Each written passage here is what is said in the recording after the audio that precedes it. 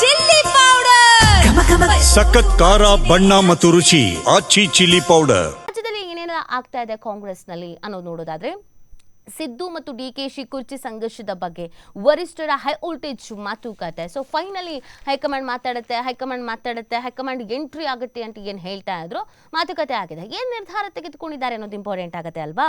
ಸೋನಿಯಾ ದಿಲ್ಲಿ ಅವರ ನಿವಾಸದಲ್ಲಿ ಖರ್ಗೆ, ರಾಹುಲ್, ವೇಣು ಮಹತ್ವದ ಚರ್ಚೆ ಮಾಡಿದ್ದಾರೆ. ಬಟ್ ಯಾವುದೇ ನಿರ್ಣಯ ತಗೊಂಡಿಲ್ವಂತೆ. ಮತ್ತೊಮ್ಮೆ ಭೇಟಿಗೆ ನಿರ್ಧಾರವನ್ನು ಮಾಡಿದ್ದಾರೆ ಅಂತ ಹೇಳ್ತಾ ಇದ್ದಾರೆ. ಏನಕ್ಕೆ ಅನ್ನೋದು ಗೊತ್ತಿಲ್ಲ. ಚರ್ಚೆಗಳಾಗಿದೆ, ಬಟ್ ಡಿಸಿಷನ್ ಇಲ್ಲ, ಇವರೇ ಮುಂದುವರಿಲಿ ಅಥವಾ ಸ್ವಲ್ಪ ದಿನ ಆದ್ಮೇಲೆ ಚೇಂಜ್ ಮಾಡೋಣ, ಈ ಥರದ್ದು ಯಾವುದೇ ಡಿಸಿಷನ್ ಅನ್ನು ತೆಗೆದುಕೊಂಡಿಲ್ಲ. ಮತ್ತೊಮ್ಮೆ ಸೇರೋಣ ಅಂತ ಹೇಳಿದಾರಂತೆ. ಸೊ ಮತ್ತೊಮ್ಮೆ ಮೀಟಿಂಗ್ ಇರುತ್ತೆ ಅಂತ ಹೇಳ್ತಾ ಇದ್ದಾರೆ. ಒಂದೇ ಕಾಲಲ್ಲಿ ಖರ್ಗೆ ಡಿಕೆ ಹೋಗಿರೋದು ಕುತೂಹಲ ಮೂಡಿಸ್ತಾ ಇದೆ.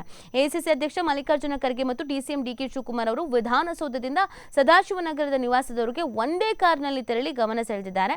ನಾಯಕತ್ವ ಬದಲಾವಣೆ ಗೊಂದಲದ ಸಂದರ್ಭದಲ್ಲಿ ಖರ್ಗೆ ಮತ್ತು ಶಿವಕುಮಾರ್ ಅವರು ಸದಾಶಿವನಗರದಿಂದ ವಿಮಾನ ನಿಲ್ದಾಣದವರೆಗೆ ಒಂದೇ ಕಾರ್ನಲ್ಲಿ ತೆರಳಿ ಅಲ್ಲಿನ ವಿಐಪಿ ಲಾಂಚ್ನಲ್ಲಿ ಅರ್ಧ ಗಂಟೆಗೂ ಹೆಚ್ಚಿನ ಕಾಲ ಚರ್ಚೆ ಮಾಡಿದಾರಂತೆ. ಈ ಸಂದರ್ಭದಲ್ಲಿ ಈ ನಾಯಕರ ನಡೆ ಭಾರಿ ಚರ್ಚೆಗೆ ಗ್ರಾಸವಾಗಿತ್ತು. ಅದರ ಬೆನ್ನಲ್ಲೇ ಮತ್ತೆ ಉಭಯ ನಾಯಕರು ಆಪ್ತ ಮಾತುಕತೆಯನ್ನ ನಡೆಸಿದ್ದಾರೆ.